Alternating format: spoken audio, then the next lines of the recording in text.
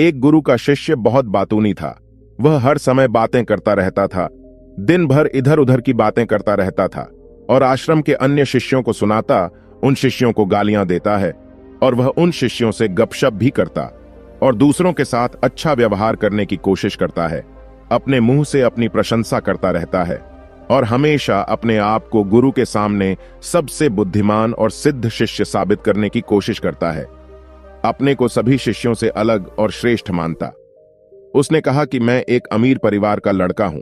अगर मैं चाहता तो एक आरामदायक और शानदार जीवन जी सकता था, लेकिन मैं वह सब छोड़कर यहां आया क्योंकि मुझे सच्चाई की तलाश है। मैं खुद को जानना चाहता हूं, मैं जीवन को जानना चाहता हूं, इसलिए मेरा यज्ञ सबसे बड़ा है। एक दिन गुरुजी ने सभी शिष्यों को आश्रम में बुलाया और कहा कि आप सभी को अगले 1 महीने तक कुछ संकल्प लेना है। इससे आपका संकल्प मजबूत होगा और आप में आत्मबल का संचार होगा। आप सभी अपनी क्षमता के अनुसार कोई भी संकल्प ले सकते हैं और 1 महीने के पहले आप में से जो कोई भी अपने संकल्प को भंग करता है वह अपनी पुरानी दिनचर्या में वापस चला जाएगा। सभी शिष्यों ने अपनी शक्ति के अनुसार बड़े या छोटे संकल्प लिए और गुरु को अपना संकल्प बताकर वहां से चले गए। लेकिन बातूनी शिष्य अपने को सबसे अलग और बड़ा दिखाना चाहता था। तभी वह गुरु की झोपड़ी में पहुंचा और बोला कि मुझे कोई छोटा संकल्प नहीं करना है, बल्कि अपने जैसा कोई बड़ा और महान संकल्प करना है। कृपया बताएं कि मैं कौन सा संकल्प लूं। उस बातूनी शिष्य की बात सुनकर गुरु मुस्कुरा दिए और कहा, क्या तुम मेरे द्वारा दिए गए संकल्प को पूरा कर पाओगे? क्या तुम्हारे लिए उसे पूरा करना संभव होगा? नहीं, यह तुम्हारे लिए संभव नहीं है। तुम इसे पूरा नहीं कर सकते तो अपना संकल्प खुद खोजो। शिष्य ने कहा, नहीं गुरु, मैं पूरा करूंगा। आप मुझे जो भी संकल्प दें, आप कृपया मुझे बताएं। गुरु ने कहा, ठीक है, फिर आप अगले महीने चुप रहेंगे, मुंह से एक शब्द भी नहीं निकलेगा। वह आपका संकल्प है। शिष्य ने कहा, गुरुजी, क्या यह संकल्प है? यह बहुत आसान है, केवल 1 महीने के लिए चुप रहना है। मुझे एक बड़ा संकल्प दें जो मेरे श्रेय के योग्य है, जिसे पूरा करने में मुझे परेशानी हो। गुरु ने कहा, पहले आप इस संकल्प को पूरा करें। शिष्य ने गुरु की आज्ञा का पालन किया। वह उसी समय चुप हो गया और मुड़ा और झोपड़ी से बाहर चला गया। उसे चुप रहना बहुत आसान लगा। उसने किसी तरह चुपचाप एक दिन बिताया, लेकिन दूसरे दिन से उसके मन में न बोलने का बोझ बढ़ने लगा। तीसरे दिन उन्हें भारीपन महसूस होने लगा और चौथे दिन एक अजीब सी बेचैनी होने लगी। क्योंकि आश्रम के सभी शिष्य आपस में बात कर रहे थे, वह भी उनके सामने अपना पक्ष रखना चाहता था और उनकी बात बंद करना चाहता था, लेकिन उसका संकल्प उसके रास्ते में आ खड़ा हुआ। इसलिए वह सारा दिन केवल मुंह और आंखें ही बनाता रहा। ऐसे ही कुछ दिन और बीत गए और शिष्य बीमार पड़ गया। उसका सिर फटने वाला था, खाने पीने का भी मन नहीं करता था। वह बस बोलना चाहता था। वह गुरुजी के पास गया और उनके सामने बैठ गया और उन्हें लिख कर कहा, गुरुजी, मुझे बोलना है, बिना कहे मुझे सांस नहीं आ रही है, मेरा दम घुट रहा है, मैं अंदर से पागल हो रहा हूं, मैं क्या कर सकता हूं? क्या मुझे अपने संकल्प तोड़ देना चाहिए? गुरुजी यह पढ़कर मुस्कुराए और कहा कि संकल्प तो टूटने के लिए होते हैं, लेकिन जो व्रत को पूरा करता है वही अपने भीतर की शक्ति को बढ़ा सकता है, और जो अपनी आंतरिक शक्ति को बढ़ा लेता है वही जीवन के पथ पर आगे बढ़ता है। बुद्धि और जागृति संकल्प लेना आपके हाथ में था और उसे तोड़ना आपके ऊपर है। आपके अनेक सह शिष्य संकल्प तोड़कर अपनी दिनचर्या में लौट आए हैं। अगर आप ऐसा नहीं कर पा रहे हैं तो आप अपने संकल्प को तोड़ भी सकते हैं और अपनी पुरानी दिनचर्या में वापस जा सकते हैं। लेकिन याद रहे, अगर आज आप इस छोटे से संकल्प को संभाल नहीं पा रहे हैं तो बाकी जिंदगी कैसे संभालेंगे? मुझे शक है बाकी फैसला पूरी तरह तुम्हारे हाथ में है गुरुजी। इतनी बात कहकर वहां से चले जाते हैं और वह शिष्य खुद को अपनी झोपड़ी में बंद कर लेता है। वह कभी कभी झोपड़ी से बाहर आ जाता, केवल अपने आवश्यक कार्यों के लिए। बाकी समय वह कुटिया के अंदर ही बैठा रहता था। 15 दिन बीत चुके थे और आश्रम के सभी छात्रों का संकल्प लगभग टूट चुका था, लेकिन उस बातूनी शिष्य का संकल्प अभी भी चल ही रहा था कि प्रतिज्ञा लेने के बाद से वह एक शब्द भी नहीं बोला। पूरा आश्रम हैरान था कि इतना बोलने वाला शिष्य चुप कैसे हो गया। 15 दिन बाद वह अपने गुरु के पास गया और लिखित में कहा कि हे गुरुजी, मैं बाहर से चुप हूं, लेकिन मेरे अंदर कई आवाजें हैं। बहुत रोना और शिकायत है। मैं अंदर ही अंदर बात करता रहता हूं। मेरा मन तरह तरह के सवाल करता रहता है। बाहर से जितना शांत हूं, भीतर उतना ही कोलाहल है। मुझे संदेह है कि मेरा संकल्प अभी भी कायम है या नहीं, क्योंकि उसे बोलने की आदत है। गुरुजी कहते हैं आप बाहर से भले ही खामोश हों, लेकिन अंदर ही अंदर बोलते रहते हो। आपको इन बातों और आवाजों से दूर जाना होगा। शिष्य गुरु को प्रणाम करके चला जाता है और भोर होते ही वह अपनी कुटिया छोड़कर जंगल में चला जाता है। कई दिन बीत जाते हैं और संकल्प का समय भी पूरा हो जाता है, पर वह शिष्य वापस नहीं आता। आश्रम में सभी को डर था कि जंगली जानवरों ने उसे खा लिया है।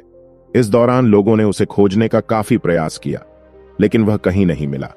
गुरु के सभी शिष्यों ने स्वीकार किया था कि जंगली जानवरों ने उन्हें अपना शिकार बनाया है, लेकिन गुरुजी को ऐसा नहीं लगा।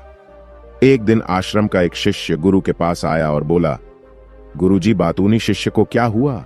जानवरों ने उसे मार डाला होगा। गुरु ने कहा, हो सकता है जानवरों ने उसका शिकार किया हो, लेकिन उसके न लौटने का कोई और कारण हो सकता है। हो सकता है कि वह जिस चीज के लिए वहां गया था वह मिल गया हो। शिष्य ने पूछा कि क्या ज्यादा बोलना हानिकारक है? गुरु ने कहा, यह भी मानव जीवन के कई दुखों में से एक है कि वो कभी चुप नहीं रह सकता, वो हमेशा कुछ ना कुछ कहता रहता है। हमारा आधे से ज्यादा दुख हमारे अकेले बोलने से होता है। ज्यादातर परिवारों के झगड़े की वजह हमारी बेवजह की बातें होती हैं। हम में से कोई भी चुप नहीं रहना चाहता।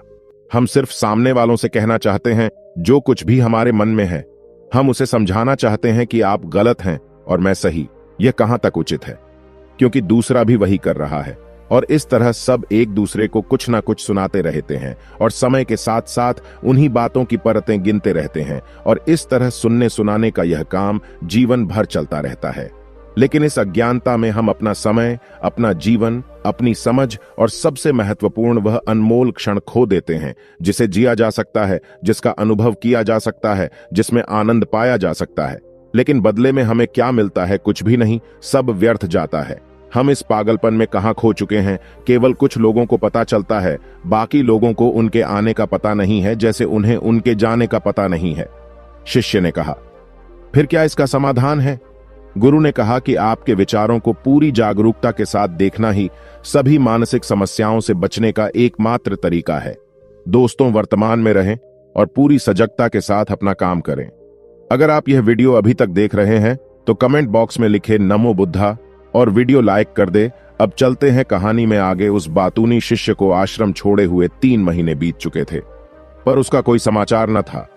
अब तक सब सहशिष्य भी उसके लौटने की आशा छोड़ चुके थे, लेकिन एक दिन वह आश्रम लौट आता है। उसे देखकर सभी चकित और प्रसन्न हुए, लेकिन अब वह बोलने वालों में से नहीं था। वह कुछ और के रूप में वापस आया। उसमें एक अजीब परिवर्तन महसूस किया जा सकता था। उसके चेहरे पर एक अजीब सा भाव था और उसकी आंखों में बड़ा सुकून था। आश्रम में आते ही सभी शिष्यों ने उन्हें चारों ओर से घेर लिया और बात करने लगा। उसने अपने भाइयों से भी बात करना शुरू कर दिया। जितने भी शिष्य उससे बात करते थे, उन्हें लगता था कि वह पहले की तरह बड़बोले और बातूनी नहीं है। उनके मुख से निकला एक एक शब्द बड़े ही मधुर और ध्यान से निकला। कुछ देर दूसरे शिष्यों से बातें करने के बाद वह गुरु के पास गया। उसने गुरु के पैर छुए और कहा, गुरुजी, क्या मैं अब भी चुप हूं? क्या मेरा संकल्प अभी भी जारी है? गुरु ने कुछ देर तक शिष्य की आंखों में गौर से देखा और कहा, हां, तुम अब भी चुप हो। आपके मुंह से एक भी शब्द नहीं निकल रहा है और आपका संकल्प अभी भी कायम है। इसलिए वह शिष्य और भी गहरे जंगल में चला गया, इस आशा में कि वहां और शांति मिलेगी और मेरे मन में चहकना कम हो जाएगा। लेकिन मैं जितना एकांत में गया, मेरे अंदर की आवाज तेज होती गई। मुझे अपने अंदर की पुरानी आवाजें सुनाई देने लगीं। तब मुझे एहसास हुआ कि मैं कितना गलत था जब मैं बुरा कहता था अपने परिवार के सदस्यों, दोस्तों और सहशिष्यों को बातें। इसलिए उस समय मैंने सोचा कि मैं सही था। जब मैं गुरु भाइयों की चुगली करता था और उनका मजाक उड़ाता था, तब भी मुझे लगता था कि मैं उनसे बेहतर हूं और मैं सही कर रहा है। लेकिन उस दिन मुझे पहली बार लगा कि मैं कितना गलत हूं। बहुत देर तक ये आवाजें, ये शिकायतें मेरे अंदर चलती रहीं, लेकिन धीरे धीरे मेरे अंदर से ये सारी आवाज चली गई। अब मैं अंदर से भी खामोश हूं। उस घने जंगल में बाहर से बोलने वाला कोई नहीं था और भीतर कोई आवाज नहीं बची थी। उस दिन पहली बार मुझे मौन का सही अर्थ समझ में आया।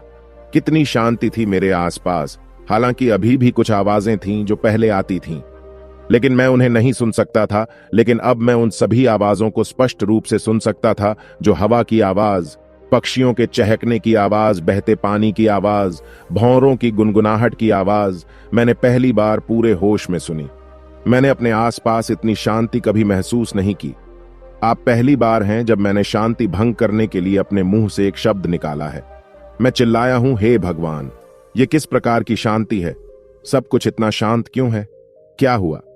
लेकिन मेरे चिल्लाने पर भी कि शांति भंग नहीं हुई। सब कुछ वैसा ही है जैसा बाहर पहले भी सन्नाटा था और अंदर भी। हे गुरु, मैंने अपने गुरु भाइयों से बात की, मैंने आपसे बात की, मैं बोल रहा हूं, मैं चल रहा हूं, मैं सब कुछ देख रहा हूं, लेकिन मैं अंदर से बिल्कुल अकेला हूं। मैं चुप हूं, भीड़ में भी हूं, मैं अकेला हूं और अंदर से अकेला हूं। मैं तब भी अकेला हूं जब मैं अपने आप में शोर मचाना चाहता हूं। अब सब कुछ दिखाई देता है, सब कुछ सुना जाता है। गुरु ने कहा, जब तक बाहर बातें करते रहेंगे भीतर अशांति होगी। जिस दिन हम अपने भीतर की ओर मुड़ेंगे तो हमारे मुंह से जो भी निकलेगा हम शांत रहेंगे। दुनिया में जितनी भी बुराइयां हैं वे ज्यादातर हमारे बोलने से ही पैदा होती हैं, क्योंकि हम चुप नहीं रहना चाहते। हम जरूरत से ज्यादा बात करते हैं। हम दूसरे व्यक्ति की बात नहीं सुनना चाहते हैं, बल्कि चाहते हैं कि वह बात करना बंद कर दे। हम उसे बताना चाहते हैं कि मैं कौन हूं। हम उसे अपनी सारी क्षमताएं दिखाना चाहते हैं। बस यही हमारे जीवन का उद्देश्य रह जाता है। कभी एक दूसरे को सुनना नहीं चाहते, समझना नहीं चाहते। उन्होंने कभी चुप रहना नहीं सीखा, क्योंकि खामोश रहने से ही वो खुद को छोटा महसूस करते हैं। दुनिया के सारे युद्धों की वजह हमारी ही बोलती है, इसलिए हमें उतना ही बोलना चाहिए जितना जरूरी हो, क्योंकि बेकार की बातें करने से ऊर्जा बर्बाद होती है और बोलने से हम कभी अंदर की ओर नहीं मुड़ते, क्योंकि वो हमें बाहर की ओर खींचती रहती है। और क्या क्या इस दुनिया के अलावा कोई बाहर है? लेकिन अगर हम अपने भीतर की दुनिया की ओर मुड़ना चाहते हैं तो इस मुंह को बंद रखना चाहिए। इसलिए जो सभी प्रबुद्ध हो गए हैं एकांत की ओर भागा, ताकि उन्हें ज्यादा न बोलना पड़े, न ज्यादा सुनना पड़े। वे अकेले रहें और शांत रहें, ताकि वे आसानी से भीतर की यात्रा कर सकें।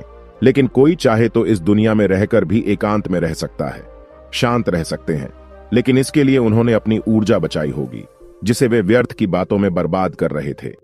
दोस्तों, इस कहानी की सीख यह है कि व्यर्थ बोलने से आपकी ऊर्जा नष्ट होती है, और ऐसा कहना हमें वापस भीतर नहीं जाने देता, क्योंकि यह हमें बाहर की ओर झुकाए रखता है। और जो अपने भीतर यात्रा करना चाहते हैं उन्हें अपना मुंह बंद रखना चाहिए।